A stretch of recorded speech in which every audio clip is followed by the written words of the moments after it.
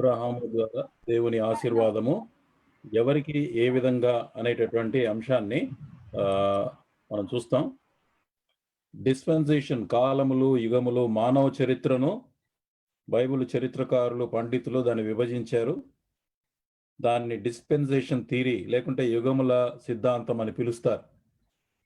పోయిన వారం పాపం యొక్క ఆరంభం, సాతాను వాని పతనం యొక్క అంశం ద్వారా సాతాను అసలు ఇప్పుడున్నటువంటి ఈ సృష్టి కంటే ముందే పాపం చేసి దేవుని యొక్క పర్వతం ఉన్నత లోకంలో నుండి మహామహుని నివాసం నుండి క్రిందికి ఆకాశానికి, సూర్యమండలానికి, భూమికి సంబంధించిన వాయుమండలంలోనికి త్రోసివేయబడ్డాడని చూసాం.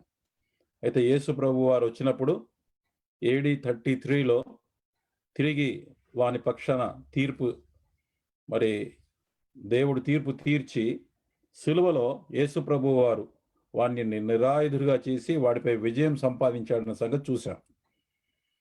అయితే ఈ యొక్క కాలాల విషయానికి వస్తే గనక మొదటిది ఏజ్ ఆఫ్ ఇన్నోసెన్స్ అని, ఆదాము పాపంలో పడిపోక ముందు కాలం అది.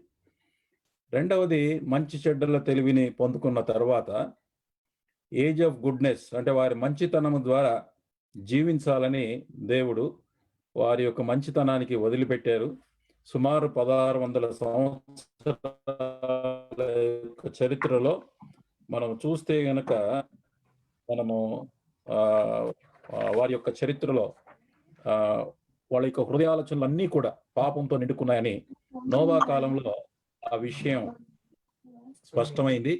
అందుకే దేవుడు జలప్రలయంతో నాశనం చేశాడు. అప్పటికి ఆదాము సృష్టి తర్వాత, దయచేసి మిగతా వాళ్ళంతా కూడా మ్యూట్ చేసుకోవాలండి, ప్లీజ్ మ్యూట్.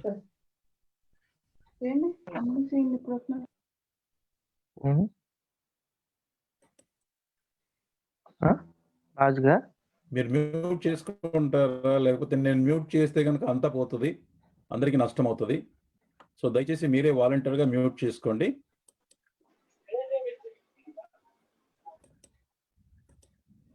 తర్వాత 1600 సంవత్సరాల యొక్క కాలం గడిచిన తర్వాత, అన్న ఎక్స్క్యూజ్ మీ, మీ వీడియో కనబడట్లేదు. మీ వీడియో అన్న ఇది అచ్చా, నేను షేర్ చేసేది కనబడతలేదా?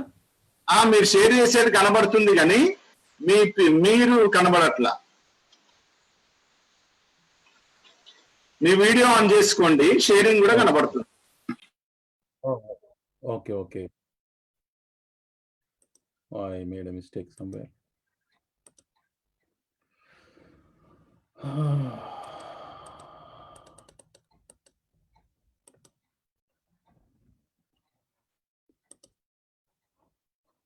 ఓకే, ఇప్పుడు కనబడుతుందా?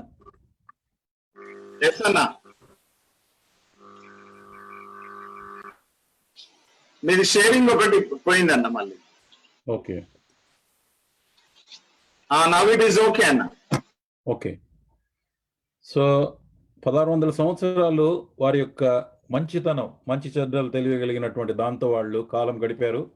చివరికి వారి యొక్క ఊహ అంతయు పాపంతో నిండుకున్నదని ఆదికాండం 6వ అధ్యాయంలో చూస్తాం. తర్వాత జల ప్రళయం ద్వారా మానవులందరినీ, తర్వాత జంతువులను, మరి పక్షులను అన్నిటిని కూడా దేవుడు నాశనం చేశాడు జల ప్రళయంతో. అప్పటికి 1600 సంవత్సరాలు గడిచింది.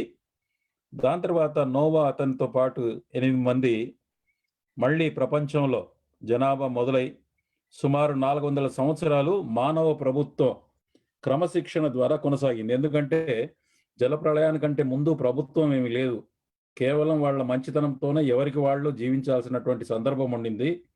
అయితే వాళ్ళు ఇష్టానుసారంగా ప్రవర్తించి ఇండిసిప్లిన్డ్గా పాడైపోయినట్లుగా మరి చరిత్ర చెబుతుంది. తర్వాత దేవుడు మానవ ప్రభుత్వం ద్వారా వారిని మరి 400 సంవత్సరాలు పరీక్షించాడు వారి క్రమశిక్షణ ద్వారా.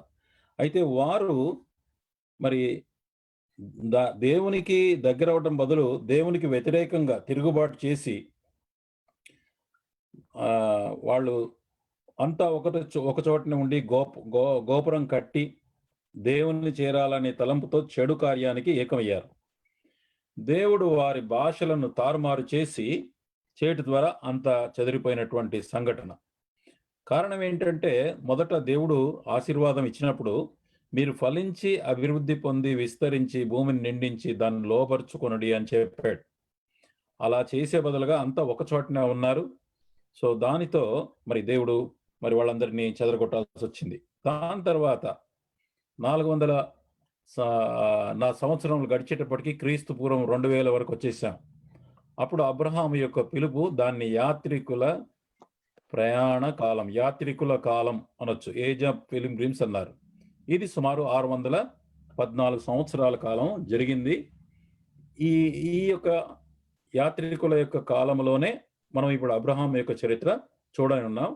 కాబట్టి దీని తర్వాత మిగతా 4 కాలాలు ఉన్నాయి. ఏజ్ ఆఫ్ లా, ధర్మశాస్త్ర కాలం మోషే ద్వారా దేవుడు ఇచ్చాడు.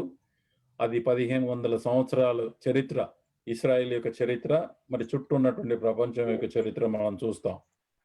దాని తర్వాత కృపాకాలం, ఏజ్ ఆఫ్ గ్రేస్. ఇప్పుడు మనం ఉన్నది ఈ కృపాకాలంలో ఉన్నాం. ఈ కృపాకాలంలో మనం నివసిస్తున్నాం. క్రీస్తు ద్వారా కృప అనేది మనకు వచ్చింది. మరి AD 33 తర్వాత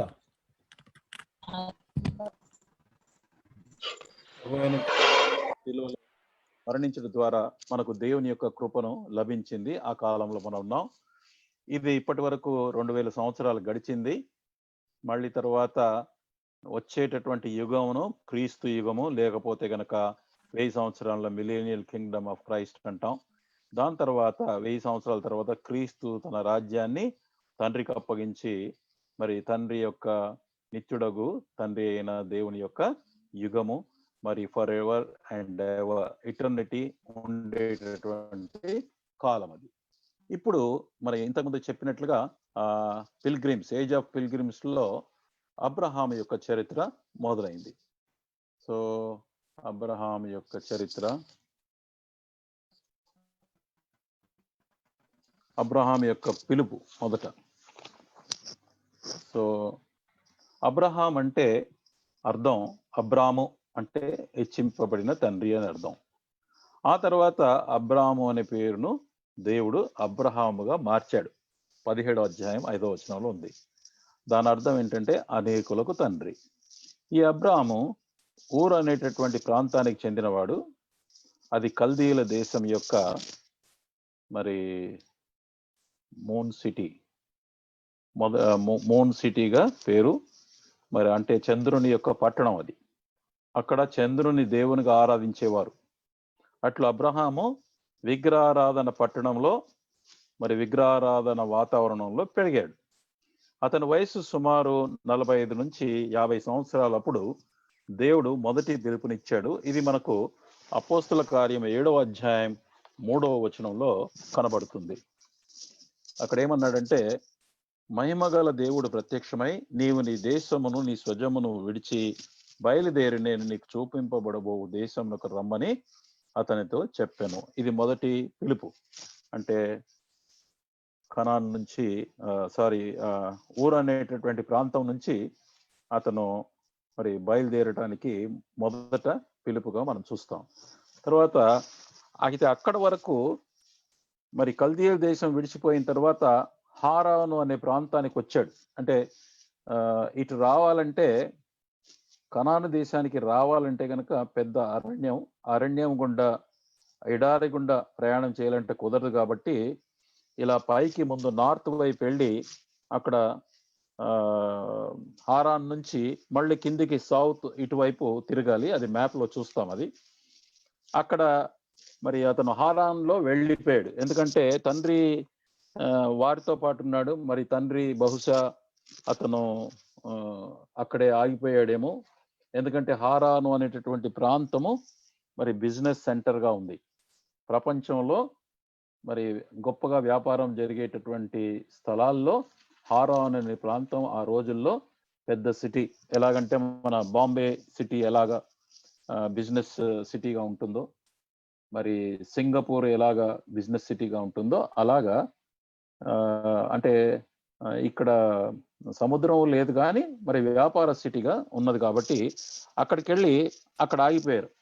అక్కడ ఆగిపోయిన తర్వాత మరి రెండవసారి ఆదికాండం 12వ అధ్యాయం 1 నుంచి 4 వచనాలు చదువుతాం. ఇది నేను చదువుతున్నాను, మీ బైబిల్ తీసుకొని మీరు దయచేసి చూడండి.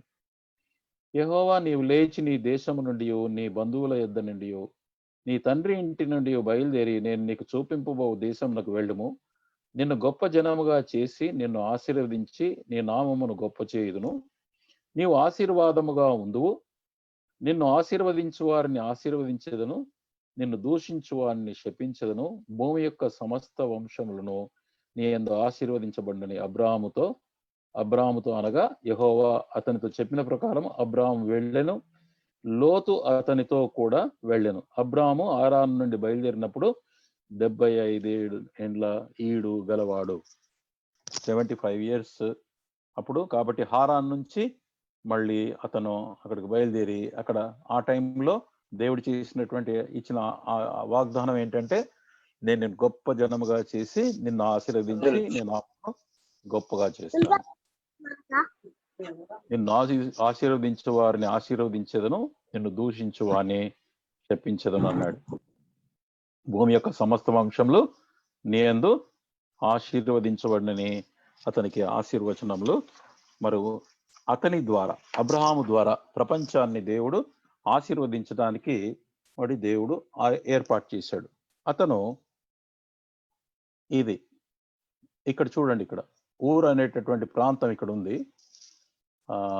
Okay, 1 second.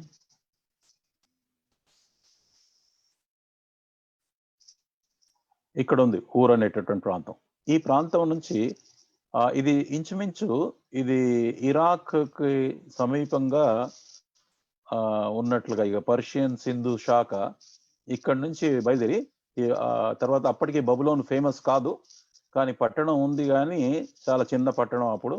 కానీ ఊరు అనే ప్రాంతం కూడా మరి ఇక్కడ చంద్రుని దేవుడిగా పూజించేటటువంటి స్థలం ఇది. అక్కడ దేవాలయం కూడా ఉందని ఇప్పటికీ అక్కడ మరి పురావస్తు శాఖ వాళ్ళు ఆ ప్రాంతాన్ని మరి అక్కడ ఉంచారని చెప్తారు. ఇక్కడ నుంచి బయలుదేరి అతను పైకి ఇట్లా హారానికి వెళ్ళాలి.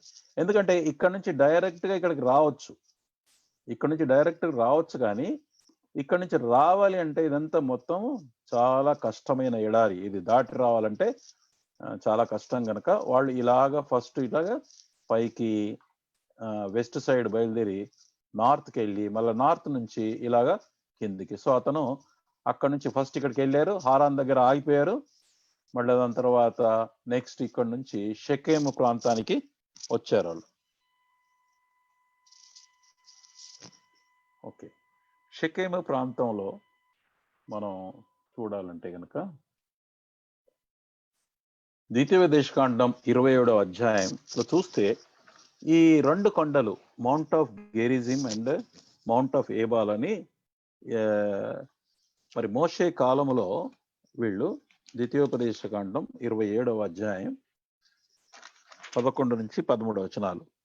ఆ దినమందే మోషే ప్రజలకు ఆజ్ఞాపించినది ఏమనగా, అంటే ఇశ్రాయేల్ ప్రజలంతా అరణ్యంలో బయలుదేరినప్పుడు వాళ్ళందరూ వచ్చి ఇక్కడ ఈ యొక్క 2 కొండలు,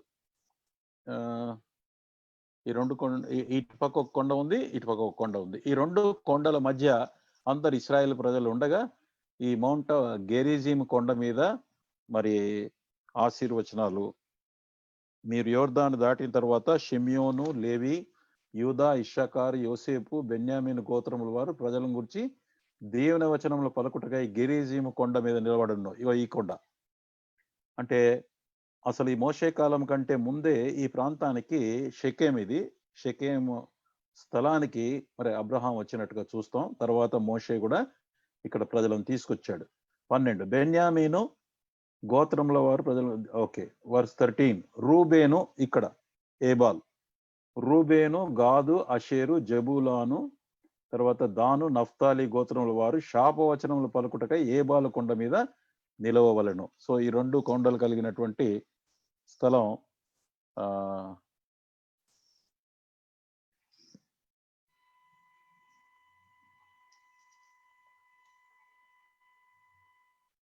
ఓకే. సో అబ్రహాముకు మరొకసారి దేవుని యొక్క వాగ్దానం. ఆదికాండం 13వ అధ్యాయంలో కనుక చూస్తే 12లో ఆయన పిలిస్తే మళ్ళీ 75 సంవత్సరాల కాలంలో ఇటు వచ్చాడు. మళ్ళీ 13:2 కనుక చూస్తే కనుక చాలా గొప్ప ధనవంతుడుగా చూస్తాం. యాక్చువల్గా అబ్రహాము వెండి బంగారములను పశువులు కలిగి బహుధనవంతుడై ఉండేను. అందుకే అతను ఒక ప్రాంతం నుంచి ఇంకొక ప్రాంతానికి బయలుదేరాడంటే చాలా గొప్ప ఆస్తి కలిగిన వ్యక్తి కాబట్టి అందరూ రికగ్నైజ్ చేస్తారు. అందుకే ఆయన ఐగుప్తుకు వెళ్ళినప్పుడు కరువులో మరి అక్కడ వాళ్ళు అక్కడ ఉండేటటువంటి రాజు ఫరో గుర్తుపట్టగలిగాడు. అంటే పెద్ద సమూహంతో వచ్చినప్పుడు, ఒక ధనవంతుడు వచ్చినప్పుడు. అలాగా ఇతను చాలా గొప్ప ధనవంతుడుగా ఉన్నాడు. అయితే ఇతనితో పాటు మరి ఇతని అన్న కొడుకైనటువంటి లోతు కూడా అక్కడ ఉన్నాడు. వాళ్ళిద్దరు కూడా కలిసి నివసించటగా ప్రదేశం చాలదు కాబట్టి వారి ఆస్తి వారు కలిసి వారి నివసించలేనంత విస్తారం ఉండెను. అప్పుడు అబ్రహాం పశువుల కాపరులను, లోతు పశువుల కాపరులకు కలహం పుట్టెను. కాబట్టి అబ్రహాం, మనం బంధువులం గనక నాకును నీకును, నా పశువుల కాపరు నీ పశువుల కాపరు కలహం ఉండకూడదు. నీవు నీ దేశమంతా ఎదుట ఉన్నది కదా, దయచేసి నన్ను విడిచి వేరుగా ఉండి నీ ఎడమ తట్టు వెళ్ళిన ఎడల నేను కుడి తట్టున, నీ కుడి తట్టు వెళ్ళిన ఎడల నేను ఎడమ తట్టున వెళ్దాను లోతుతో చెప్పగా, లోతు తన కన్నులెత్తి యోర్దాను ప్రాంతం అంతటిని చూచెను. యెహోవా సొదొమ గొమొర్రాలను పట్టణం నాశనం చేయకముందు సోయరు వచ్చే వరకు అదంతా కూడా మరి యెహోవా తోట వలె ఐగుప్తు దేశం వలన నీళ్లు పారే దేశంగా ఉంది కాబట్టి అది ఏర్పరచుకున్నాడు. అతను ఏం చేశాడంటే మరి తన కలిగినటువంటి అక్కడ ఉండేటటువంటి భూమిని, అంటే చాలా బ్యూటిఫుల్ గా ఉంది, మంచి మైదానం ఉంది, పశువులకు పనికొస్తుందని చూశాడు. కానీ అక్కడ సామాజిక పరిస్థితి, మనుషులను గురించి ఆలోచించలేదు. మనం కూడా ఇలాంటి కొన్ని పొరపాట్లు చేస్తాం. తర్వాత అక్కడి నుంచి బయటికి రావడం కష్టమైంది. అతను ఎందుకు రాలేకపోయాడో తెలియదు, కానీ ఆ సొదొమలో చిక్కుకుపోయాడు. సొదొమను దేవుడు కాల్చివేసే వరకు అక్కడే ఉన్నాడు. కానీ దినదినం అక్కడ జరిగేటటువంటి అత్యాచారం, అక్కడ జరిగేటటువంటి అవినీతిని బట్టి హృదయంలో నొచ్చుకున్నటువంటి నీతిమంతుడు లోతు అని పేతురు మరి తన పత్రికలో రాశాడు. కాబట్టి నీతిమంతుడైనా కూడా మరి చేసినటువంటి పొరపాటును బట్టి అతను నష్టపోయాడు. అబ్రహాము లోతు విడిపోయిన తర్వాత దేవుని వాగ్దానం మళ్ళీ ఆదికాండం 13, 15, 16 వచనాలు ఉంది. ఎందుకనగా నీవు చూచుచున్న ఈ దేశమంతటిని నీకు నీ సంతానమునకు సదాకాలము ఇచ్చేదను. మరియు నీ సంతానమునకు భూమి మీద ఉండు ఇసుక రేణువుల వంటి రేణువుల విస్తరింపజేస్తాను. ఎట్లనగా ఒకడు భూమి మీద నుండి రేణువులను లెక్కింపగలిగినట్లా నీ సంతానము లెక్కించవచ్చునని అతనికి వాగ్దానం చేశాడు. నీ చూస్తున్న ఈ దేశం అంతటిని కూడా నీకు ఇస్తాను, నీ సంతానానికి సదాకాలం ఇస్తాను. నీ సంతానం భూమి మీద ఉండు రేణువుల వలె విస్తరింపచేసేదను అన్నాడు. ఇది నీ సంతానం భూమి మీద రేణువుల వల్ల విస్తరింపజేస్తానంటే ఇక ఇలాగా మరి రేణువుల యొక్క దృశ్యం ఇక్కడ మనం చూస్తాం. తర్వాత 14వ అధ్యాయానికి వచ్చే వరకల్లా ఏదైతే సొదొమ ప్రాంతాన్ని మరి లోతు ఏర్పరచుకున్నాడో ఆ సొదొమ ప్రాంతంలో ఉన్నటువంటి అక్కడికి వెళ్ళిన తర్వాత 4 సంవత్సరాలు గడిచింది. 4 సంవత్సరాలు గడిచిన తర్వాత లోతు ఉన్నటువంటి సొదొమ పట్టణపు రాజు తన 4 స్నేహితులు, అంటే మొత్తం 5 మంది రాజులు, ఏలాము రాజు అయినటువంటి కదొర్ల యోమేరు అతని వైపు 4 రాజులతో యుద్ధం జరిగింది. ఆ యుద్ధంలో సొదొమలోని ఆస్తులు లోతు ఆస్తును పట్టుకుని పోయారు. తర్వాత అబ్రహాము మరి తన ఇంట్లో ఉన్నటువంటి 318 మందిని, అంటే తన ఇంట పుట్టినటువంటి అలవర్చబడిన 318 మందిని వెంటబెట్టుకుని దాను మట్టుకు రాజులను తరిమేను అంటాడు. అంటే అబ్రహాము తన అన్న కొడుకు లోతు విషయంలో ఇన్ఫర్మేషన్ వస్తే పోయి అతన్ని, నీతిమంతుడు కదా, అతన్ని విడిపించడానికి వెళ్ళాడు. కానీ తన దగ్గర ఉన్నటువంటి, అంటే అబ్రహాము దగ్గర ఒక సైన్యముగా మరి 318 మంది సైనికులు ఉన్నారు అని అంటే అతని యొక్క పని వాళ్ళు సుమారు 1000 పైన ఉండుంటారు పనోళ్ళే. కాబట్టి అంత పెద్ద సమూహం అతనిది. వర్కర్స్ ఎంత ఉన్నారంటే అతని పశువులు ఎంత ఎక్కువగా ఉన్నాయో మరి దాన్ని బట్టి మనం అర్థం చేసుకోవచ్చు. కాబట్టి అతను విజయం సంపాదించుకొని తిరిగి రిటర్న్ వస్తున్నాడు. అంటే అక్కడ ఈ 4 రాజులను ఓడించాడు. లోతును మరి అతని యొక్క ఆస్తిని తిరిగి తీసుకొచ్చాడు. అలాగే సొదొమ వాళ్ళ యొక్క అందరి యొక్క ఆస్తులు తీసుకొని వచ్చినప్పుడు వాపసు వస్తుంటే గనక అప్పుడు ఇతనికి ఒక ఆత్మీయ పరీక్ష కలిగింది. 14వ అధ్యాయం 17 నుంచి 24 వచనం. అతడు కదర్లయామేరు అతనితో కూడా ఉన్న రాజులను ఓడించి తిరిగి వచ్చినప్పుడు సొదొమ రాజు అతన్ని ఎదుర్కొనుటకు రాజులోయ అనే షావే లోయ మట్టుకు బయలుదేరి వచ్చాను. మరి షాలేం రాజైన మెల్కీసెదెకు రొట్టెను ద్రాక్షరసము తీసుకుని వచ్చాను. అతడు సర్వోన్నతునియగు దేవునికి యాజకుడు. షాలేం రాజు ఇతను మరి సర్వోన్నత దేవుని యొక్క యాజకుడు. దేవుని ఆశీర్వాదాన్ని తెచ్చాడు. తర్వాత సొదొమ రాజేమో ఆకర్షణీయమైన ఆఫర్ ఇచ్చాడు. ఇప్పుడు వీళ్ళిద్దరు చెప్పింది ఏంటంటే, మరి దేవుని యాజకుడైనటువంటి మెల్కీసెదెకు ఏమన్నాడంటే, అబ్రహామును ఆశీర్వదించి ఆకాశమునకు భూమికి సృష్టికర్తయగు సర్వోన్నతుని వల్ల దేవుని వలన అబ్రహాం ఆశీర్వదింపబడును గాక, నీ శత్రువులను నీ చేతికి అప్పగించిన సర్వోన్నతుడకు దేవుడు స్తుతింపబడును గాక అనేను. అంటే అయ్యా, నీకు విజయం కలగడానికి కారణం ఏంటంటే, మరి పొజెసర్ ఆఫ్ హెవెన్ అండ్ ఎర్త్, భూమి ఆకాశములకు మరి వశములో కలిగి ఉన్నటువంటి సృష్టికర్త అయిన సర్వోన్నతుడి వల్ల నీకు విజయం వచ్చింది అని చెప్పాడు. సొదొమరాజు ఏమన్నాడంటే, అతను సొదొమరాజు మనుషులను నాకు ఇచ్చే ఆస్తిని నీవు తీసుకోమని అబ్రాహాముతో చెప్పగా, అబ్రాహాము నేనే అబ్రాహామును ధనవంతునిగా చేస్తేనే నువ్వు చెప్పకున్నట్లు ఒక నూలు పోగొన్నైనను చెప్పుల వారినైనను నీ వాటిలో ఏదైనా నువ్వు తీసుకొనని ఆకాశమునకు భూమికి సృష్టికర్తయును సర్వోన్నతుడైన దేవుని ఎదుట నా చెయ్యి ఎత్తి ప్రమాణం చేస్తున్నానంటాడు. అంటే ఆఫర్ని, సొదొమరాజు యొక్క ఆకర్షణీయమైన ఆఫర్ని రిజెక్ట్ చేశాడు. అదే సమయంలో ఈ విజయానికి కారణమైనటువంటి దేవుడే అని చెప్పి మరి ఆ యొక్క యాజకునికి దశమ భాగం ఇచ్చాడు అతనికి. అప్పుడు అతడు అన్నింటిలో అతనికి 10వ వంతు ఇచ్చాను అని అంటాడు. సో మన జీవితంలో కూడా పరీక్ష వచ్చినప్పుడు మనం లోకంలో ఉన్నటువంటి ఆకర్షణీయమైన ఆఫర్కి లోనైపోతామా, లేక దేవుని యొక్క ఆశీర్వాదం దేవుని వల్ల కలిగిందని దేవుని మహిమపరుస్తామా, దేవునికి కృతజ్ఞత చెల్లిస్తామా, కృతజ్ఞత మన వంతు మనం ఇవ్వాల్సింది దేవునికి ఇస్తామా? ఇది అబ్రహాం యొక్క జీవితం ఈ పరీక్ష ద్వారా మనం తెలుసుకోవచ్చు. ఇది జరిగిన తర్వాత మరి ఇది జరిగిన నెక్స్ట్ డే 15వ అధ్యాయం 1వ వచనం చూస్తే గనక, ఇవి జరిగిన తర్వాత యెహోవా వాక్యం అంటే యేసు ప్రభు వారే. ఆయన దేవుని యొక్క వాక్యం అనంటే యేసు ప్రభు వారు. యోహాను సువార్త 1వ అధ్యాయం చూస్తే 1వ వచనంలో ఆది యందు వాక్యం ఉండెను, ఆ వాక్యము దేవునితో కూడా ఉండెను, తర్వాత వాక్యము దేవుడై ఉండెను.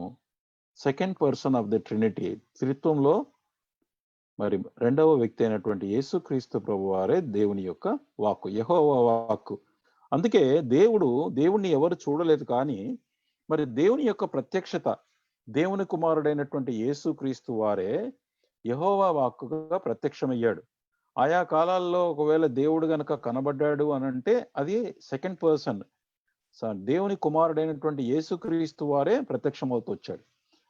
ఈ యొక్క విజయం తర్వాత వచ్చిన పరీక్షలో మరి దేవునికి కృతజ్ఞత చెల్లించిన తర్వాత మళ్ళీ ప్రభు వచ్చి వెలుపలికి తీసుకొని వచ్చి, నీవు ఆకాశము తేరి చూచి నక్షత్రములు లెక్కించడం నీ చేతనైతే అది లెక్కించమని నీ సంతానమునకు అలాగూ అగునని ఆయన చెప్పాడు 5వ వచనంలో.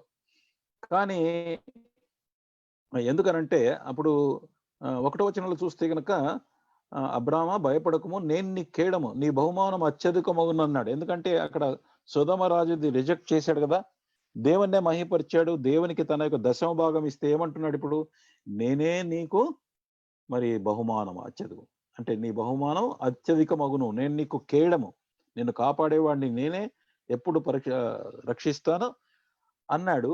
అని తర్వాత బహుమానం అత్యధికం అంటే ఆయన ఏమంటాడు, ప్రభా నువ్వు ఎన్ని ఇస్తే నాకేంటి, దానివల్ల నాకేంటి ప్రయోజనము, నాకు పిల్లలే లేరు కదా, నాకు సంతానమే ఇయ్యలేదు కదా అన్నాడు 3వ వచనంలో.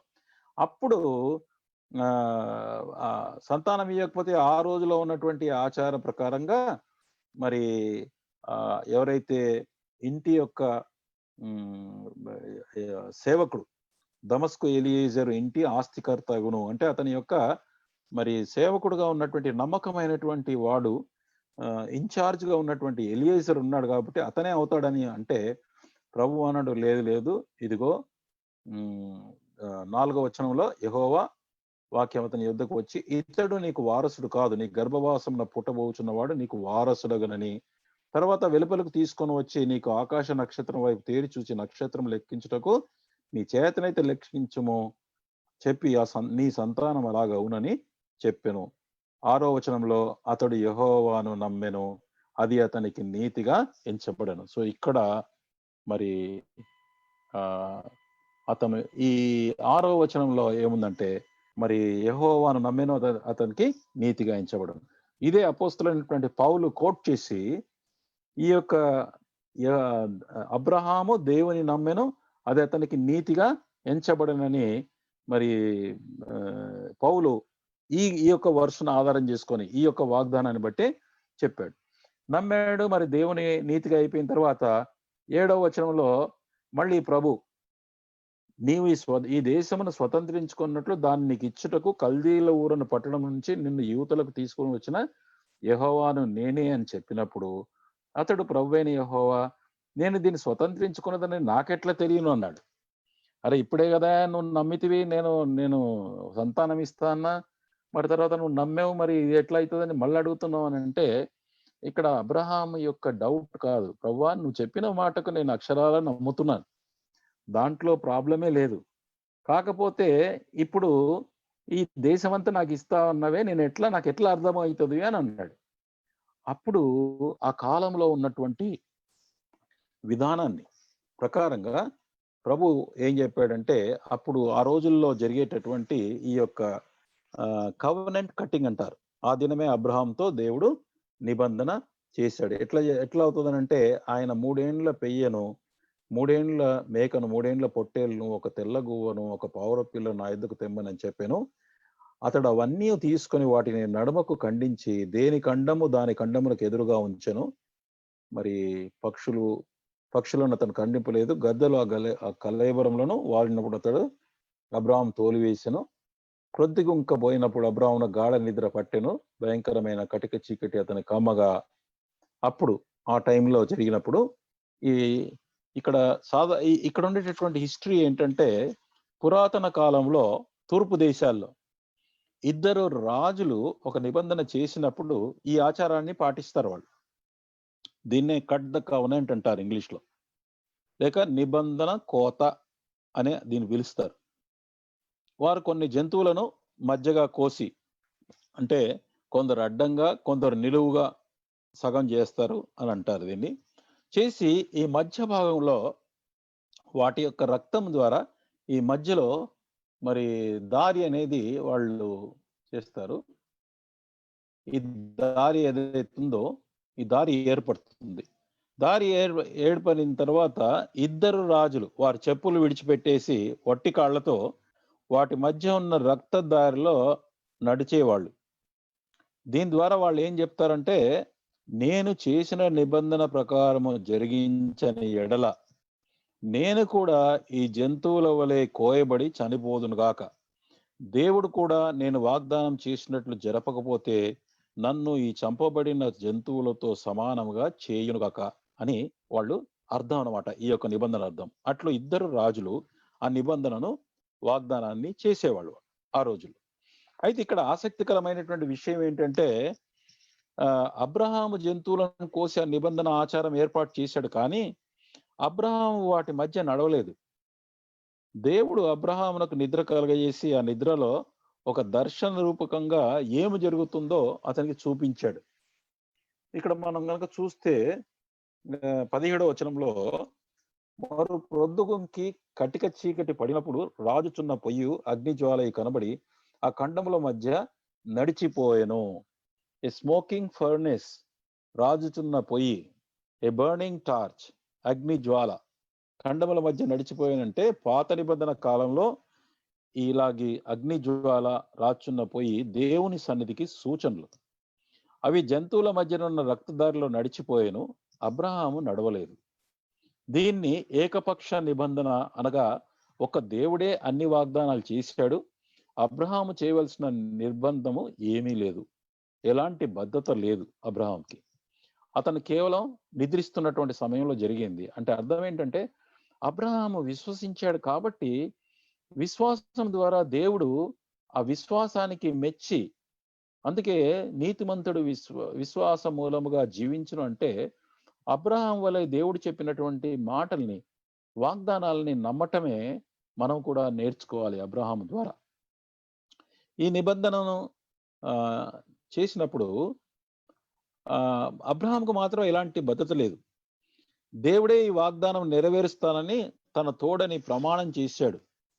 ఈ విషయాన్ని హెబ్రీ పత్రిక 6వ అధ్యాయం 13వ వచనంలో ఉంది. చూడండి, హెబ్రీలకు రాసిన పత్రిక దయచేసి చూడండి. హెబ్రీలకు రాసిన పత్రిక, ఈ ప్రస్తావన మళ్ళీ హెబ్రీల పత్రిక రాసినటువంటి గ్రంథకర్త ఈ విషయాన్ని తీసుకొచ్చాడు. హెబ్రీలకు రాసిన పత్రిక 6వ అధ్యాయం 13వ వచనం నుండి, దేవుడు అబ్రహామునకు వాగ్దానం చేసినప్పుడు తనకంటే ఏ గొప్పవాని తోడు అని ప్రమాణం చేయలేకపోయాను గనక తన తోడు అని ప్రమాణం చేసి నిశ్చయముగా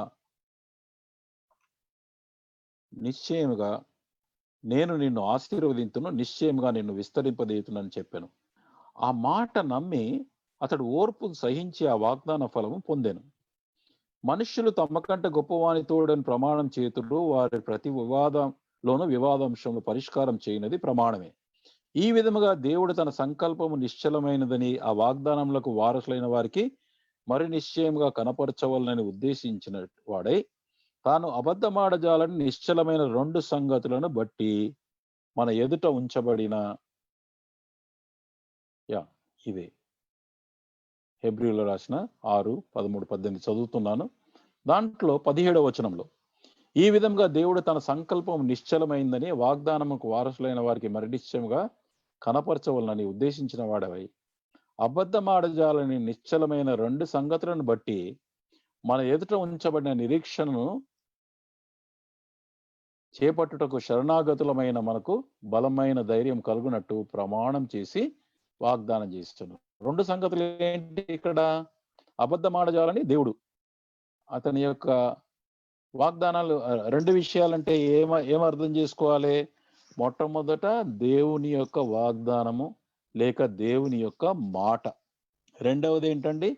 మాటతో పాటు ఆయన ప్రమాణం కూడా చేశాడు. ఇప్పుడు అసలు ఆయన మాటనే నిత్యము నిలిచేటటువంటిది ఆయన మాట.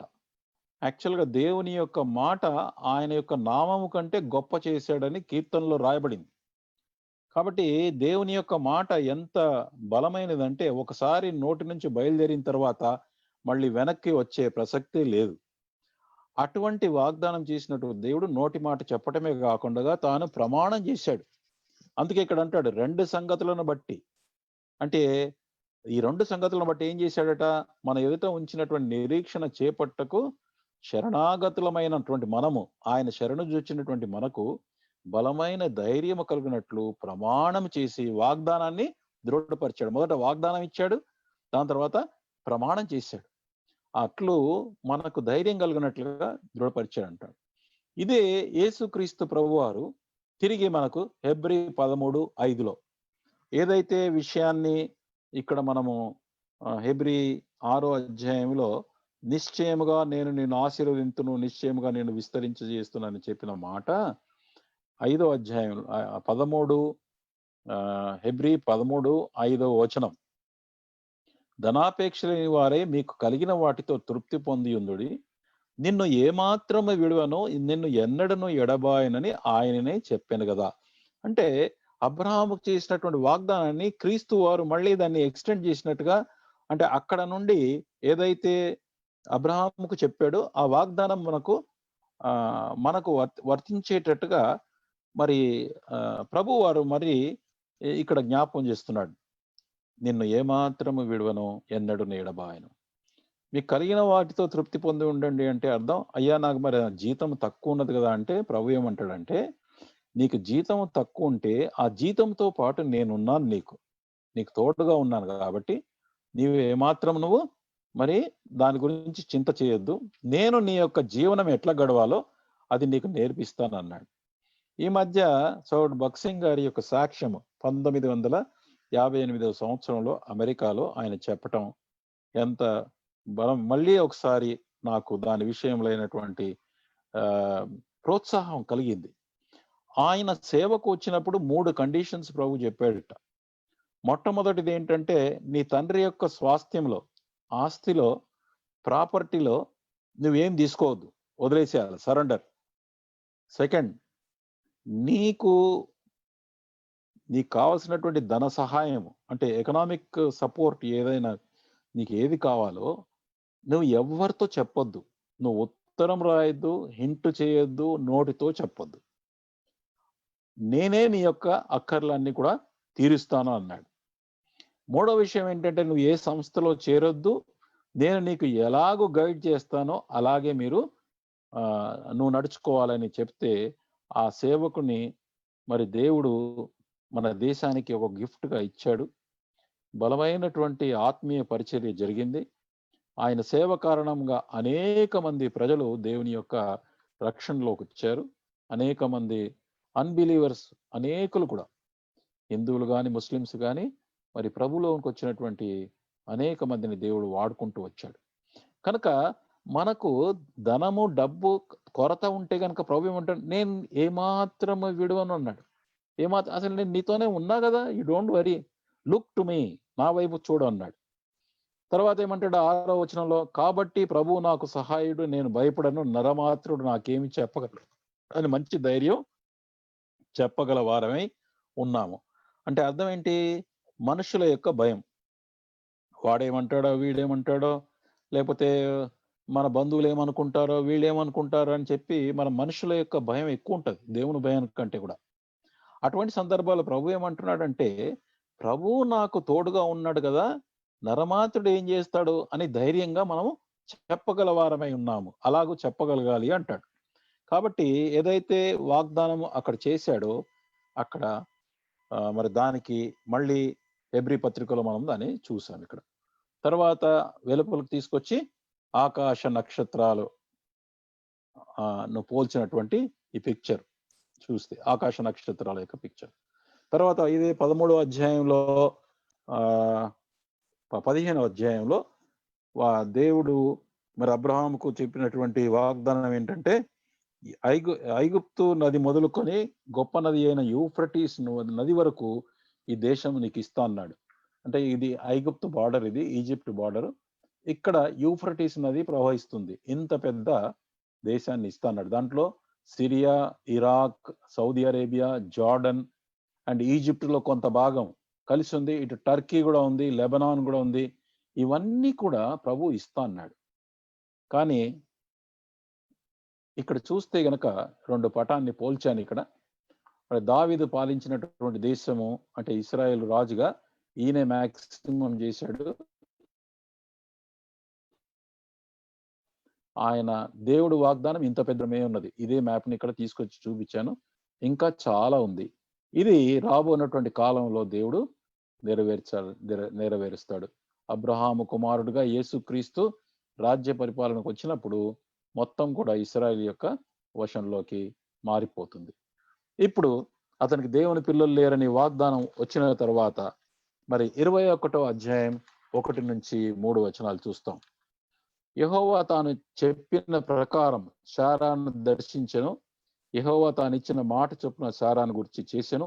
ఎట్లనగా దేవుడు అబ్రహాముతో చెప్పిన నిర్ణయ కాలంలో శారా గర్భవతి అయి అతను ముసలితనమందు అతనికి కుమారుని కనెను. అప్పుడు అబ్రహాము తనకు పుట్టిన వాడును తనకు శారా కనిన వాడినైన తన కుమారుని ఇస్సాకు అని పేరు పెట్టెను. ఆ సమయంలో ఇతని వయసు 100 సంవత్సరాలు. తర్వాత శారా వయసు 90 సంవత్సరాలు వయసు వీడికి. అయితే 25 సంవత్సరాల వయసు ఈ బిడ్డ ఇస్సాకు సుమారు. ఇది అతని యొక్క అంటే నేను ఇక్కడ బైబిల్లో ఇచ్చినటువంటి క్రానలాజికల్ ఆర్డర్లో ఉన్నటువంటి బైబిల్ డేట్స్ని బట్టి చేస్తే 25 వచ్చింది నాకు. అలాగే జోసెఫస్ కూడా మరి తను కూడా కన్ఫర్మ్ చేశాడు ఏంటంటే ఇస్సాకు 25 సంవత్సరాలు మరి ఈ కాలం వరకని మనము జోసెఫస్ పుస్తకంలో చరిత్రకారుడు ఇస్రాయల్ అంటారు హెబ్రీయుల యొక్క చరిత్రకారుడు అయినటువంటి జోసెఫస్ చెప్పిన మాట కూడా అదే 25 ఏళ్ళని. సో 25 ఏళ్ల వయసు అప్పుడు మరి దేవుడు అతనికి కనబడి అతన్ని పరిశోధించాడు, అంటే పరీక్ష పెట్టాడు. మళ్ళా అబ్రహామా, నీకు ఒక్కడై ఉన్న నీ కుమారుని అనగా నీవు ప్రేమించి ఇస్సాకును తీసుకొని మోరియా దేశమునకు వెళ్ళి అక్కడ నేను నీతో చెప్పబో పర్వతంలో ఒక దాని మీద దహన బలిగా అతను అర్పించమని అన్నాడు.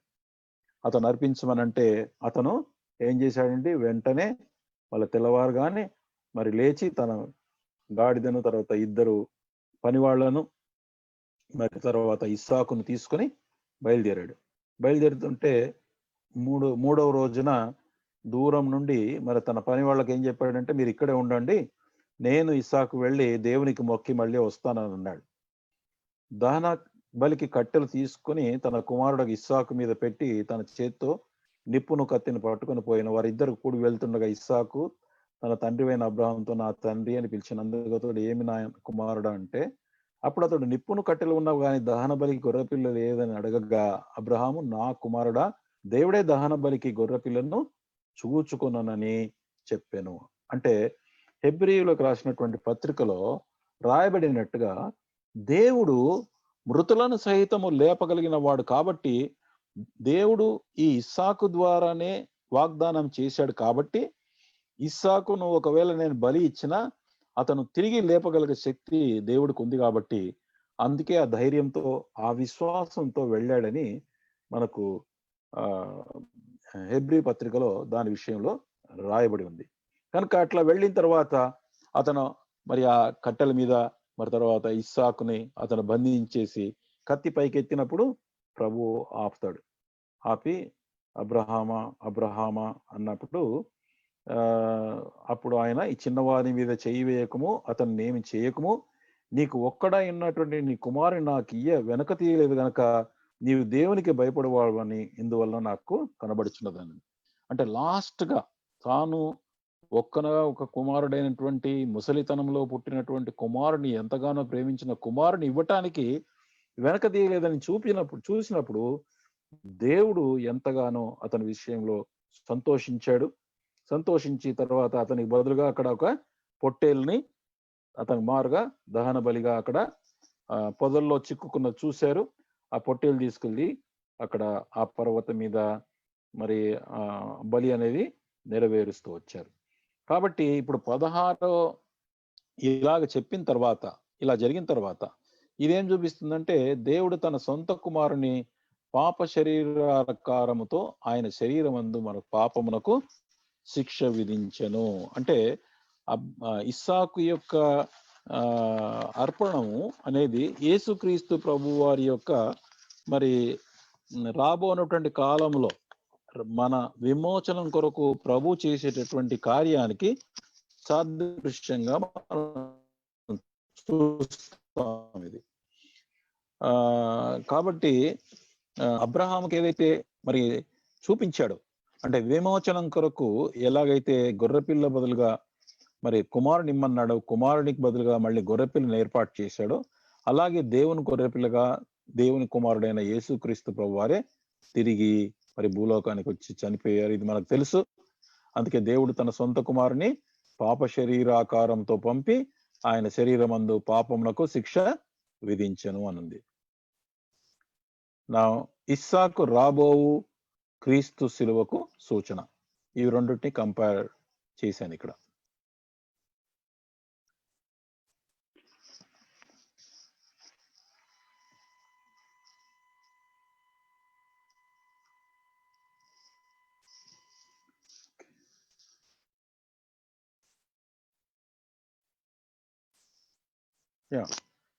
ఇప్పుడు అబ్రహాము తన ఏకైక కుమారుని అర్పణ తర్వాత దేవుని వాగ్దానం మరొకసారి ఇక్కడ 16 నుంచి 18 వచనాలు ఏమంటాడు అంటే, నేను నిన్ను ఆశీర్వదించి ఆకాశ నక్షత్రం వలన సముద్రమందరి ఇసుక వలన నీ సంతానం నిశ్చయముగా విస్తరింపచేసేదను. నీ సంతతి వారు తమ శత్రువుల గౌని స్వాధీనపరచుకున్నారు. ఇంతకు ముందు చూసినట్లుగా మొదట ప్రభు ఏమన్నాడంటే, సముద్ర తీరం అంటే భూమి మీద ఇసుక రేణువు లాగా ఉంటుంది అన్నాడు. రెండవసారి పిలిచినప్పుడు 15వ అధ్యాయంలో ఆకాశ నక్షత్రాల వలె నీ సంతానం కలుగుతుందండి. సో 2 రకాలైనటువంటిది.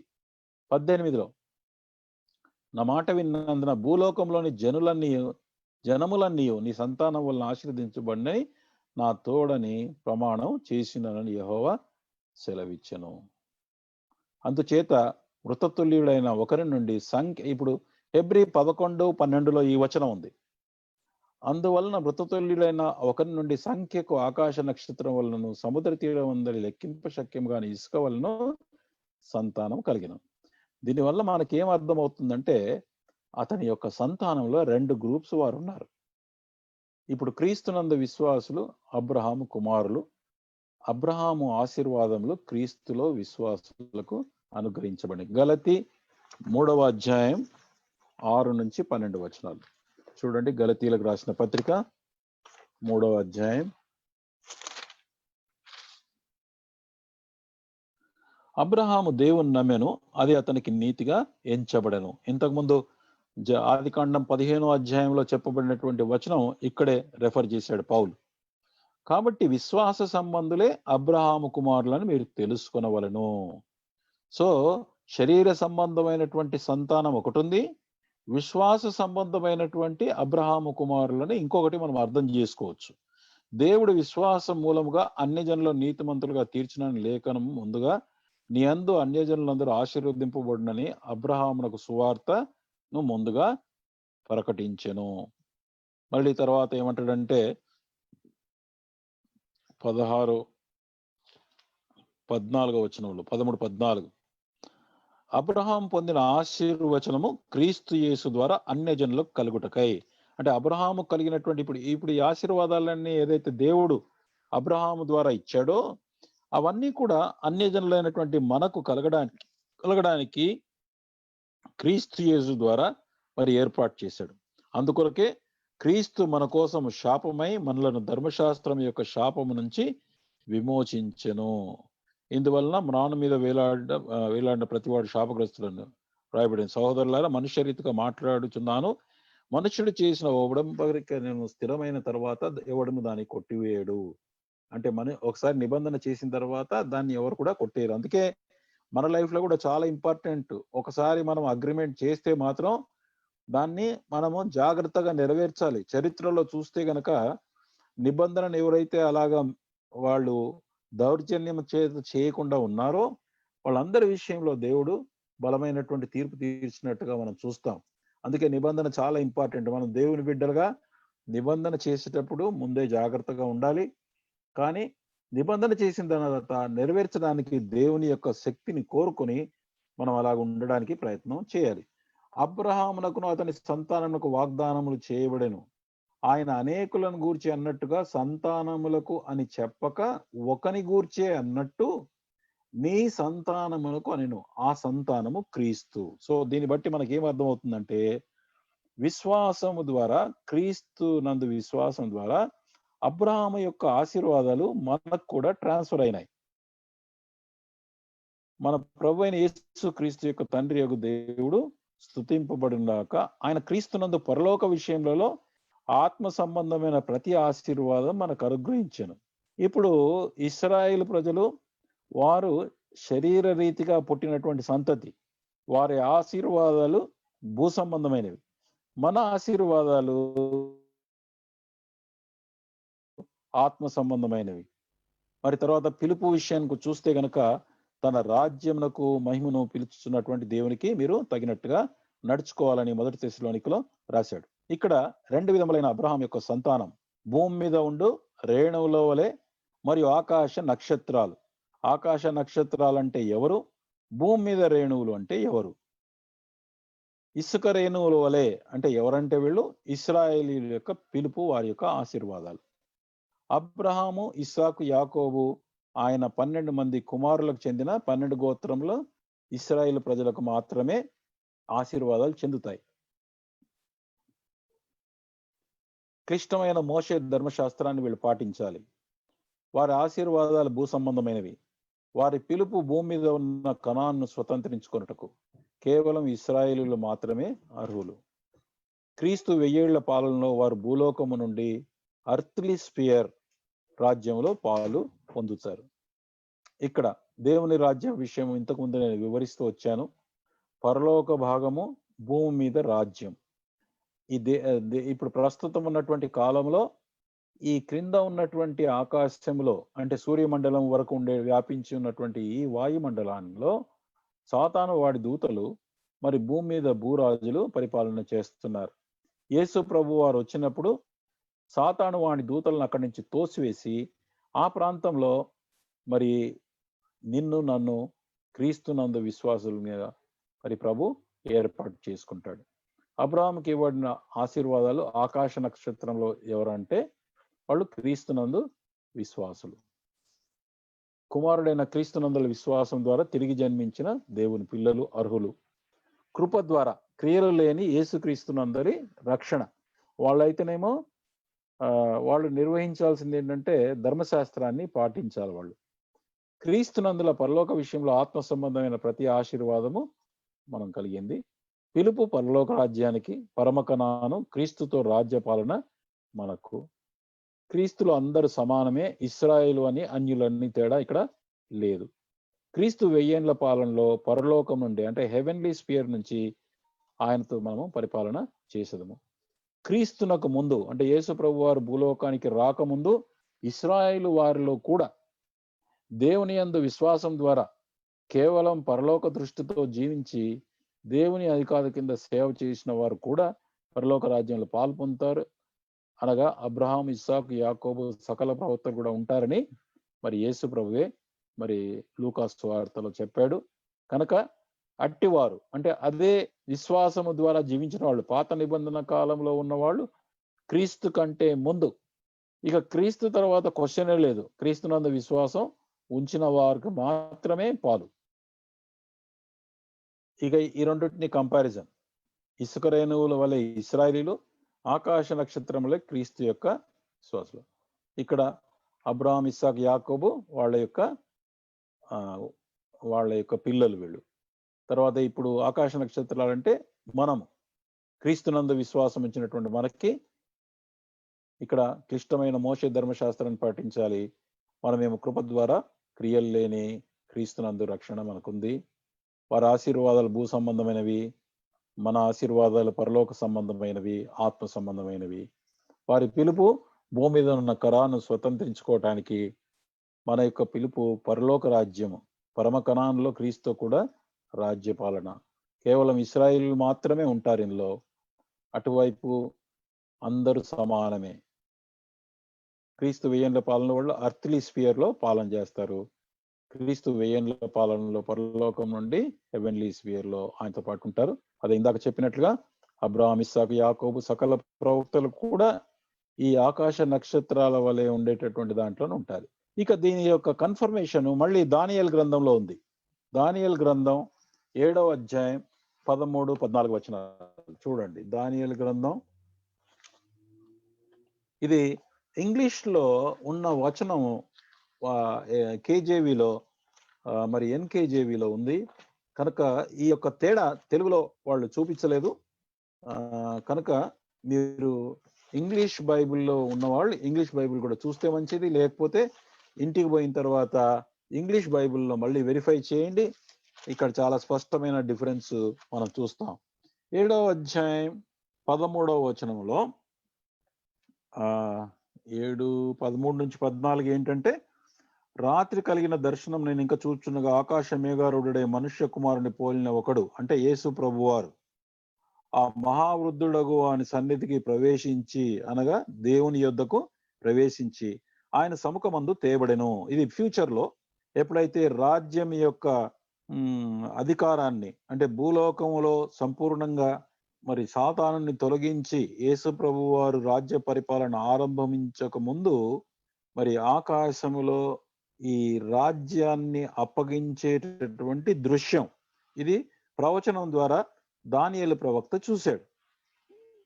14 సకల జనులను, రాష్ట్రములను, ఆయా భాషలు మాట్లాడేవారును ఆయనను సేవించినట్లు ప్రభుత్వమును, మహిమయు, ఆధిపత్యమును ఆయనకి ఇయ్యబడెను. ఆయన ప్రభుత్వము శాశ్వతమైనది, అది ఎన్నటికి తొలగిపోదు. ఆయన రాజ్యము ఎప్పుడును లయము కాదు. కాబట్టి ఇదేంటి, యేసు ప్రభు వారి యొక్క రాజ్యం మరి స్టార్ట్ అయిన తర్వాత అది శాశ్వతమైంది, అది ఎన్నటికీ లయము కాదు. అంటే 1000 సంవత్సరాలు యేసు ప్రభు వారు పరిపాలన చేసిన తర్వాత 1 కొరింథీ 15 అధ్యాయంలో చెప్పబడినట్లుగా తండ్రికి రాజ్యాన్ని అప్పగిస్తాడు. కానీ తండ్రి యొక్క రాజ్యంలో కూడా మరి కుమారుడే మరి రాజ్యాధిపత్యాన్ని మరి పొందుకుంటాడు. ఈ సందర్భంలో 18వ వచనంలో ఏముందంటే, అయితే మహోన్నతుని పరిశుద్ధులే రాజ్యాధికారం నొందుదురు, వారు యుగ యుగములు యుగాంతముల వరకు రాజ్యమేలుదురు. ఈ ఇంగ్లీష్ లో చూస్తే కనుక, the saints of the most high shall receive the kingdom and possess the kingdom for ever and ever. Verse 27 చూస్తే కనుక ఇదే తెలుగులో రాశాను, మహోన్నతులైన పరిశుద్ధులే అని రాయబడింది. ఈ 27 వర్స్ లో గనుక చూస్తే తెలుగులో ఏముందంటే, ఆకాశమంతటి కిందనున్న రాజ్యమును, అంటే ఆకాశం కింద అంటే భూమి మీద ఉన్నటువంటి అధికారమును, రాజ్య మహాత్యమును మహోన్నతుని పరిశుద్ధులకు, అంటే ఇక్కడ ఇంగ్లీష్ లో ఏమి ఇచ్చాడంటే, and the kingdom and the dominion and the greatness of the kingdom under the whole heaven, not in heaven, under the heaven, shall be given to the people of the saints of the Most High. Here, saints of the Most High, here the people of the saints of the Most High. His kingdom is an everlasting kingdom, and all dominion shall serve and obey him. So ఇక్కడ ఈ English లో translate చేయాలంటే, మహోన్నతుని పరిశుద్ధులు అంటే మహోన్నతుని పరిశుద్ధులకు సంబంధించిన ప్రజలు అని అర్థం అన్నమాట ఇక్కడ. సో దిస్ ఈజ్ ఈ most high, saints of the most high అంటే విశ్వాసులు, యేసుక్రీస్తునందు విశ్వాసం ఉంచిన వారే పరిశుద్ధులు. అందుకొరకే మనకు నూతన నిబంధనలో పరిశుద్ధులు అని పిలువబడతాం మనం. ఇక్కడ వీరిని పరిశుద్ధులు అని పిలవలేదు అక్కడ. సో అందుకోసం ఏమంటాడంటే, the people of the saints of the most high under the heaven, అంటే భూమి మీద పరిపాలన. వీరిదేమో saints of the most high will reign from the heavenly portion. వీరు క్రీస్తునందు విశ్వాసులు అనగా జయించిన విశ్వాసులు, ఆకాశము నుండి అనగా పరలోకము నుండి దేవుని సేవ చేయుదురు. ఇటువైపు వీరు ఎవరంటే, వీరు ఇశ్రాయేలులో నుంచి ఏర్పరచబడిన వారు, వారు భూమి పైన రాజ్య పాలన చేయుదురు. రేపటి నెక్స్ట్ వీక్ టాపిక్ లో ఇశ్రాయేలీయుల యొక్క చరిత్రను చూస్తాం. వారు ఎందుకు భూమి మీద నుంచి చేస్తారు, ఎందుకు పరలోకం నుంచి వాళ్లకు అవకాశం ఇవ్వబడలేదు అనేది మనం రేపటి దినాన నెక్స్ట్ వీక్ లో చూస్తాం. ఇక్కడ అదే సేమ్ థింగ్. ఇక్కడ నుంచి ప్రస్తుత కాలంలో సాతాను వాడి దూతలు ఉన్నారు, వీడిని ఇక్కడ నుంచి తీసేస్తారు. చూడండి, యెషయా గ్రంథం 24వ అధ్యాయం 24-21. ఆ దినమున అంటే యేసు ప్రభు వారు రిటర్న్ వచ్చే ముందు, ఆ యెహోవా దినమని పేరు దానికి. యెహోవా ఉన్నత స్థలమందు ఉన్న ఉన్నత స్థల సమూహం అంటే ఇక సాతాను వాడి దూతలు ఆకాశంలో ఉన్నారు, వాయుమండలంలో ఉన్నారు. ఈ వాయుమండలంలో సూర్య మండలం వరకు ఉంటుందని ఇంతకు ముందే నేను ఎక్స్ప్లెయిన్ చేశాను. కాబట్టి ఇక్కడ ఉన్నటువంటి సాతాను దూతలందరూ కూడా ఆ ఉన్నత స్థల సమూహమును, భూమి మీద ఉన్నటువంటి ప్రపంచ దేశాల్లో ఉన్నటువంటి రాజులు, ప్రస్తుతం ఉన్నటువంటి వీళ్ళు కూడా, ఇద్దరిని కూడా మరి యేసు ప్రభు వచ్చినప్పుడు రెండవసారి ఆయన శిక్షిస్తాడు. వారు చేర్చబడి చెరసాల్లో వేయబడుతురు. అంటే వీళ్ళని తీసేస్తాడు, మరి ఇక్కడ రాజులను కూడా తీసేసి అప్పుడేం చేస్తాడంటే, ఇక్కడ అంటే ఆకాశంలో మరి ఇక్కడ చూస్తున్నారు కదా, కొంచెం డల్ గా మబ్బు లేకపోతే ఏమిటంటే మసకగా అంత డస్టీగా కనబడుతోంది, డస్టీ అండ్ మిస్ట్. దీని అర్థం ఏంటంటే, సాతాను యొక్క మరి పాపమును బట్టి, వాడి యొక్క దూతల యొక్క పాపమును బట్టి ఈ క్రింది ఆకాశం అంతా కూడా ఇలాగా మిస్టీగా డస్టీగా ఉంటుందని మరి పండితుల యొక్క ఆలోచన. అయితే ఒకసారి యేసుక్రీస్తు ప్రభువు వారు టేకప్ చేసిన తర్వాత అప్పుడు ఆకాశం అంతా కూడా నిర్మలమైపోతుంది. అండ్ ఆల్సో ఎర్త్లీ సిచ్యువేషన్ కూడా అన్ని కదిలించబడతాయి. Whole thing will be shaken, the whole thing will be change చేసిన తర్వాత యేసు ప్రభు వారు ఆయన ఆకాశము నుండి కూడా తర్వాత భూమి నుండి కూడా రెండిటి నుంచి కూడా, అంటే ఇటు ఆకాశంలో నుండి అంటే సాతాను వాడి దూతలు తీసేస్తే ఆ ప్లేస్ లో యేసు ప్రభు వారు కింగ్డమ్ టేకప్ చేస్తాడు.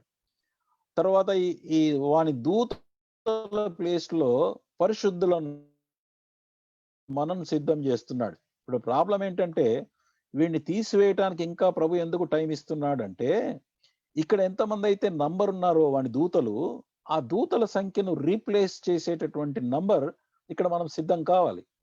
ఆ రిక్రూట్మెంట్ నడుస్తుంది ఇప్పుడు. మనందరినీ కూడా ఇక్కడ సింహాసనం మీద కూర్చోబెట్టడానికి, క్రీస్తుతో పాటు సింహాసనం మీద కూర్చోబెట్టడానికి విశ్వాసులను రక్షించి నమ్మకంగా ఆయనను వెంబడించిన వారిని సెలెక్ట్ చేస్తూ ఉన్నాడు. అందుకే పిలువబడిన వారు, ఆ తర్వాత ఏర్పరచబడిన వారు. మనము దాని కొరకు ఏర్పరచబడాలంటే దానికి తగినట్లుగా మనము ఈ లోకంలో నడుచుకోవాలని వాక్యంలో మనం చూస్తాం. సో ఇక్కడ ఈ రీప్లేస్ చేయటానికే ప్రభు వెయిట్ చేస్తూ ఉన్నాడు. కాబట్టి పరలోక భాగము, హెవెన్లీ స్పియర్ అంటే ఇగో ఆకాశములో నుండి పరిపాలన చేసేటటువంటి భాగము. అర్త్లీ స్పియర్ అంటే భూమి మీద నుండి చేసేటటువంటి పాలన. అందుకే రాబో ఉన్నటువంటి కాలంలో పరిశుద్ధులు క్రీస్తుతో పాటు చేస్తారు. ఇక్కడ భూమి మీద మళ్ళీ క్రీస్తు ప్రభు వారు ఉంటారు. ఆయన మరి సెంట్రల్ గా యెరూషలేము నుండి పరిపాలన చేస్తూ ఆయనతో పాటు ఇశ్రాయేలీయులలో సెలెక్ట్ చేసినటువంటి వాళ్ళు మరి పరిపాలన చేస్తారు. ఎఫెసీలకు రాసిన పత్రిక విషయం అండి. ఈ సంకల్పమును బట్టి ఆయన పరలోకంలో ఉన్నవే గాని భూమి మీద ఉన్నవే గాని సమస్తమును క్రీస్తునందు ఏకముగా సమకూర్చుకొనవలనని తనలో తాను నిర్ణయించాను. అంటే క్రీస్తు అధికారం కింద భూమి మీదను ఆకాశంలోను. ఇప్పుడు సాతానుడు వాడి దూతలు ఈ ప్రాంతంలో ఉన్నారు కాబట్టి క్రింది ఆకాశంలో నేను ఇంతకుముందు పిక్చర్ చూపించినట్లుగా మరి 3 ఆకాశాలు, మొదటి ఆకాశం, రెండవ ఆకాశం, మూడవ ఆకాశం ఉండి దానిపైన మహోన్నతుడి యొక్క నివాసం ఉంది. ఆ 3 ఆకాశాల్లోంచి వీడిని కట్ చేశారు. అంటే వీడు రావటం అంటే సాతాను యొక్క దూతలు వచ్చే అవకాశమే లేదు. కానీ సాతానుడికి మాత్రం సంవత్సరానికి ఒకసారి, యూదులు నమ్మేది ఏంటంటే సంవత్సరానికి ఒకసారి దేవుడు దేవదూతలతో సభ నిర్వహిస్తాడని. ఆ సభకి సాతానుడు వచ్చి తన రిపోర్ట్ ఇచ్చే అవకాశం ఉంది. కానీ అప్పుడు తప్ప వాడు మిగతా ఆకాశంలోనికి ఫ్రీగా రావటానికి వాడికి అనుమతి లేదని మనం అర్థం చేసుకోవాలి. కానీ యేసు ప్రభు వారు ఇక్కడ టేకప్ చేసిన తర్వాత ఇక మొదటి ఆకాశం, రెండవ ఆకాశం, మూడవ ఆకాశం, మొదటి పరలోకం, రెండవ పరలోకం, మూడవ పరలోకం, అన్ని లోకాలు కూడా ఏకముగా, అందుకే కింగ్డమ్ ఆఫ్ హెవెన్స్ అన్నాడు. అది plural. It is not kingdom of heaven, it is kingdom of heavens. All heavens will be together. చూడండి, ఇది call is for the kingdom of heavens. మీరు ఇంగ్లీష్ బైబిల్లో కనుక రెఫర్ చేస్తే కనుక మీకు అర్థమవుతుంది. తెలుగులోనేమో మనకు పరలోకములు అనలేదు, పరలోకము అన్నాడు. అది ప్లూరల్ వర్డ్. ఇంగ్లీష్ లో కనుక చూస్తే కనుక కింగ్డమ్ ఆఫ్ హెవెన్స్ అని ఉంటుంది. కాల్ కూడా పరలోక రాజ్యం సమీపించిందంటే kingdom of heavens is near అని చెప్పి అక్కడ సువార్తలు కూడా అలాగే ప్రకటించారు. కాబట్టి క్రీస్తునందు భూమి ఆకాశం ఏకమైపోతుంది. ఒకసారి ప్రభు టేకప్ చేసిన తర్వాత ఈ కింది ఆకాశం కూడా క్లీన్ చేసి 3 ఆకాశాల్లో కూడా ధారాళంగా ప్రవేశం కలిగి ఉండేటటువంటి అవకాశం ఉందండి. ఇంత గొప్ప భాగ్యానికి మనం ప్రభు పిలిచాడు. ఇంకొక ఇందాక దానియేలు గ్రంథంలోంచి మీకు రుజువు చూపించాను. ఇప్పుడు యోహాను, బాప్తిసం ఇచ్చే యోహాను సంగతి చూస్తాం. ఏమన్నాడు అక్కడ? పరలోక రాజ్యంలో అల్పుడైన వాడు బాప్తిసం ఇచ్చి యోహాను కంటే గొప్పవాడు. చూడండి, మత్తయి సువార్త 11:11. స్త్రీలు కనిన వారిలో బాప్తిసం ఇచ్చి యోహాను కంటే గొప్పవాడు పుట్టలేదని నిశ్చయంగా మీతో చెప్పుచున్నాను. అయినను పరలోక రాజ్యంలో అల్పుడైన వాడు అతని కంటే గొప్పవాడు. పరలోక రాజ్యం అనంటే మనం రక్షణ పొందిన తర్వాత స్పిరిచువల్ కింగ్డమ్ లో వస్తాం, ప్రభు యొక్క రాజ్యంలోకి వస్తాం. కానీ ఇందాక మీకు చూపించినట్లుగా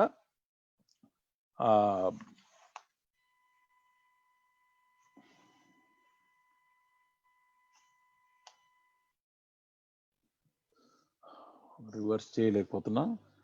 ఇందాక చూపించినట్టుగా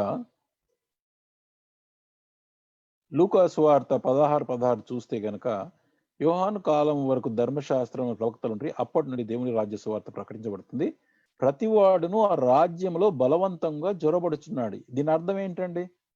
ప్రతివాడును ఆ రాజ్యములో బలవంతముగా జొరబడుచున్నాడు అంటే అర్థం ఏంటంటే, ఈ రాజ్యములో అంటే రాబోనటువంటి కాలం, ఇప్పుడేమో స్పిరిచువల్ కింగ్డమ్ లో మనము వచ్చాం, కానీ ప్రభు యొక్క ఆ పరలోకములో నుండి మనం పరిపాలన చెయ్యాలంటే మాత్రం మనం చూడండి, ఇక్కడ నుంచి రూల్ చేయాలంటే మాత్రం మనం ప్రభుత్వకు నమ్మకమైనటువంటి వారంగా ఉండాలి.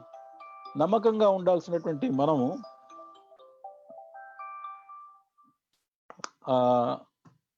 ఆ నమ్మకంగా ఉంటేనే మనం ప్రభుతో పాటు ఉంటాం. ఇక్కడ సో ఇక్కడ చూసింది ఏంటంటే, ప్రతివాడు ఆ రాజ్యంలో బలవంతంగా జొరపడుతున్నారని అంటే అర్థం ఏంటంటే, ఈ యొక్క మార్గము అంటే మనము దేవుని యొక్క ఈ మార్గం గురించి యేసు ప్రభు వారు ఏమన్నారు? ఇట్స్ ఎ నారో వే, ఇరుకైనటువంటి మార్గం.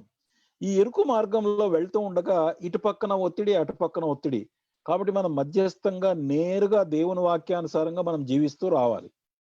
అలా జీవిస్తూ వస్తున్నప్పుడు ఏమంటాడంటే, అనేకమైన ఆటంకాలు వస్తాయి విశ్వాస జీవితంలో. ఆ ఆటంకాలు వచ్చినా కూడా, ఇప్పుడు మనకు ఫర్ ఎగ్జాంపుల్ ఇప్పుడు కోవిడ్ వచ్చింది, కోవిడ్ వైరస్, లేకపోతే ఉద్యోగాలు లేనటువంటి పరిస్థితి వచ్చింది, లేక ఎడ్యుకేషన్ సిస్టమ్స్ ఇన్స్టిట్యూషన్స్ లేవు, అటు చదువులు లేవు, ఇటు మరి తర్వాత చాలా మందికి ఉద్యోగాలు లేకుండా పోయింది పరిస్థితి, మరి తర్వాత కరోనా వైరస్ యొక్క ఈ డిఫికల్ట్ సిచ్యువేషన్స్ లో కూడా వాళ్ళు విశ్వాసాన్ని వదిలిపెట్టకుండా వాళ్ళు బలవంతంగా వాటిని దాటి ముందుకు వెళ్తున్నారని అర్థం. ఇక్కడ అర్థం అంటే they have got so many obstacles. ఇప్పుడు మనకే కాదండి, పాత కాలంలో, పురాతన కాలంలో కూడా, అంటే పురాతన కాలం అంటే మొదటి శతాబ్దంలో ఎప్పుడైతే క్రైస్తవులు ఉన్నారో అప్పటి నుంచి చరిత్ర చూస్తే గనక క్రైస్తవులకు అనేకమైనటువంటి శ్రమలు వచ్చాయి. వాళ్ళ శ్రమలతో పోలిస్తే మన శ్రమలు గొప్పవేమి కావు. కాబట్టి వాళ్ళు అటువంటి ప్రభు ఏమన్నాడంటే, ఆ రాజ్యములో అంటే బలవంతంగా అంటే no, I must go, I must keep on going, I should not stop. ఇది పోరాటం, ఈ పోరాటం నేను ఆపొద్దు, ముందుకు వెళ్ళాలన్నాడు. సో ప్రభు ఏమంటాడంటే, అలాగా బలవంతంగా జొరబడుతున్నారంటే పీపుల్ అనేకమైన అబ్స్టకల్స్, అపోజిషన్ వచ్చినప్పటికీ ఆ వ్యతిరేకతను ఎదుర్కొంటూ, ఆటంకాలను ఎదుర్కొంటూ విశ్వాసం ద్వారా వాటిని జయిస్తూ ముందుకు వెళ్ళినారు అని అర్థం అక్కడ.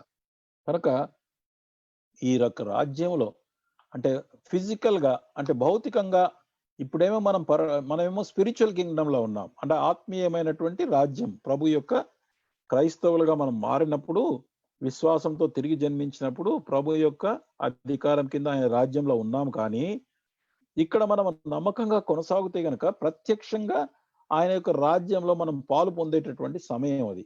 కనుక ఏమంటాడంటే, బాప్తిసం ఇచ్చే యోహాను స్త్రీలలో గొప్పవాడు, స్త్రీల కన్న వాళ్ళలో గొప్పవాడు, కానీ ఈ పరలోక రాజ్యంలో ఎవరికైతే చేరతారో వాళ్ళు అల్పుడు కూడా అతని కంటే గొప్పవాడు అని మనం వాక్యంలో చూస్తాం.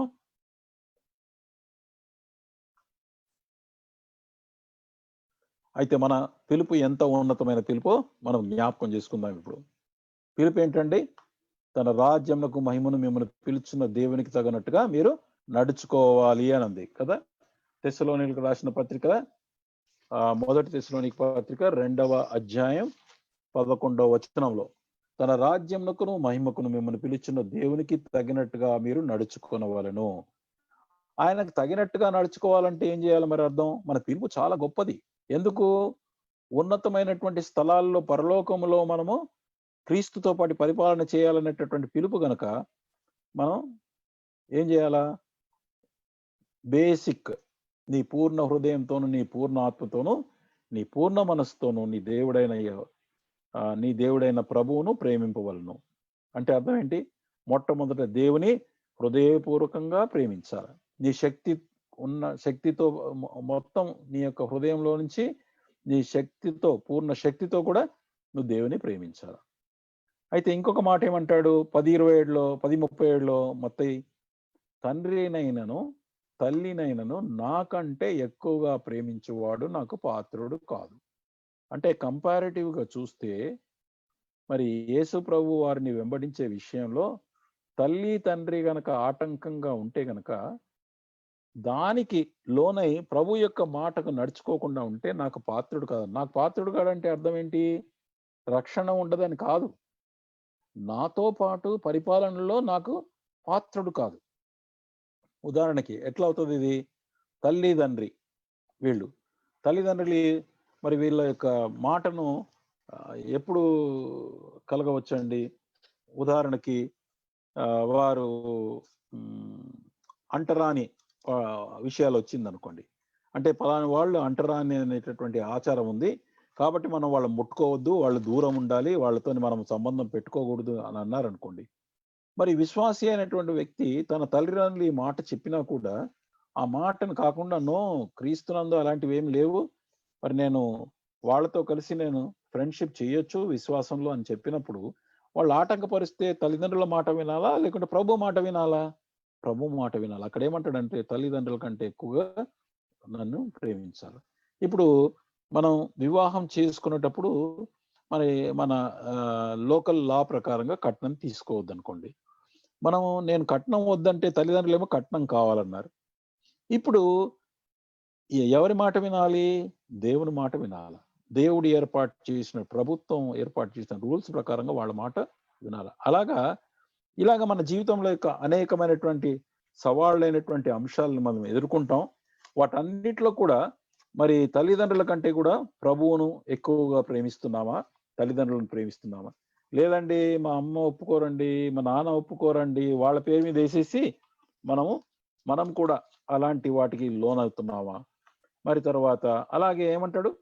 ఒకవైపును మనం పుట్టించిన మన తల్లిదండ్రులు అయితే రెండవ వైపు ఏమంటాడంటే నీ కుమారునైనను కుమార్తెనైనను నాకంటే ఎక్కువగా ప్రేమించువాడు నాకు పాత్రుడు కాదు.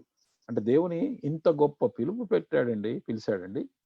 ఎంత గొప్ప పిలుపు అని అంటే మనం పరలోక రాజ్యంలో ఆయనతో పాటు పరిపాలన చేసి పరలోక సంబంధమైనటువంటి గొప్ప విషయాల్ని మనం అనుభవించనే ఉన్నాం.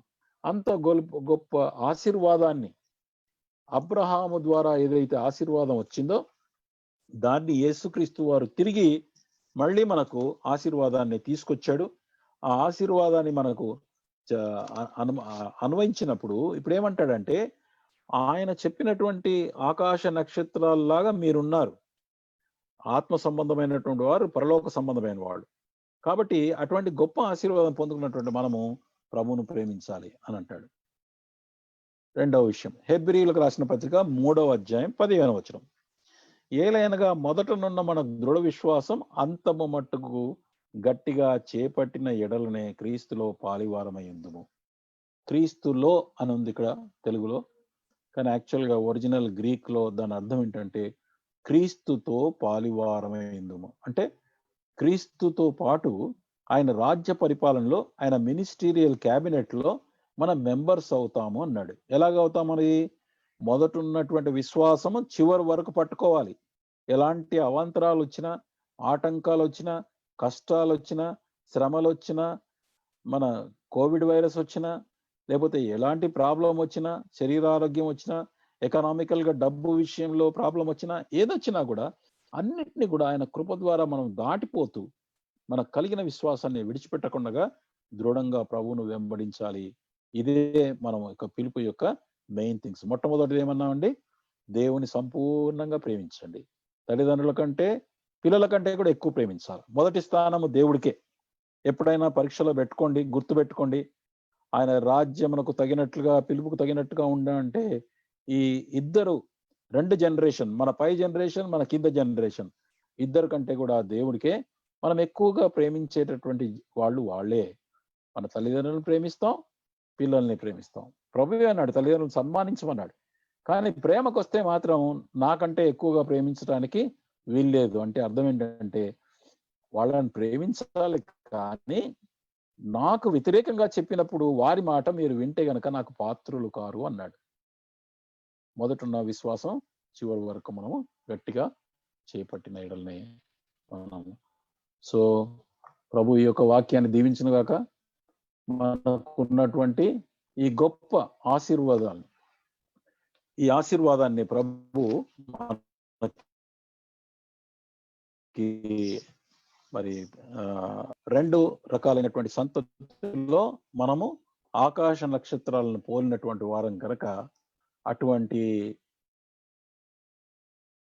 మరి గొప్ప ఆశీర్వాదానికి పాత్రలు ప్రియమైన సహోదరులారా, మరి అలాగా పిలుపుకు తగినట్లుగా మీరు జీవించాలని మరి ప్రభు పేరిట మిమ్మల్ని అందరినీ కోరుతున్నాను. సో దీని విషయంలో ఏమైనా మీకు డౌట్స్ వస్తే గనక మీరు ఈమెయిల్ రాయొచ్చు, లేకుంటే వాట్సాప్లో క్వశ్చన్ కూడా పంపించవచ్చు. నేను మిమ్మల్ని పర్సనల్గా కూడా రిప్లై ఇవ్వగలను నేను. So thank you brother.